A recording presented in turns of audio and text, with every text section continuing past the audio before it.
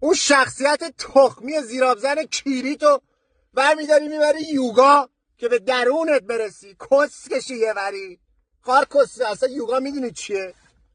اصلا گیریم که یوگا خوب. تو حسود تخمالیشن تو این کلاسه میری به چی برسی؟ پوفیوس تو که عالم دوگانه شخصیتی میری یوگا به درونت برسی. بینو باخو کسکش آدم شده همه واسه یه مت گرفتن میرن یوگا. قار کسه یه ما جقی کیری دورم جمع شدن. ما یوگی هستیم.